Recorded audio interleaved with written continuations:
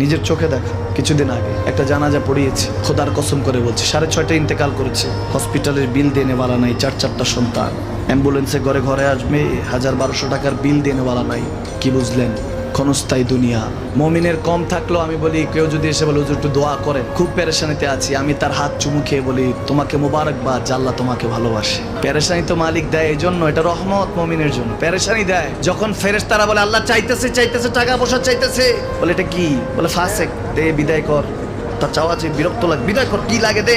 মমিন যখন চাইতে থাকে আল্লাহ আমাকে কিছু লাগ, যখন একটু করে চায় আমার মাটাকে সুস্থ করে দাও, বাবাটাকে আল্লাহ আমার স্ত্রীকে আমার আমাকে একটু তৌফিক দাও, চাইতে থাকে মমিন। আল্লাহ বলে যখন ফেরেশতারা দেখে মমিন চাচ্ছে, দেরি করতে পারে না, তাড়াতাড়ি খাজানা নিয়ে দিতে নেবে, আল্লাহ বলে রাখোস না, এত তাড়াহুড়া কিসে?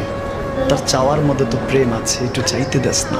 থাকুক না মমিন আর একটু পেরেশান, থাকুক না, থাকতে দেস না।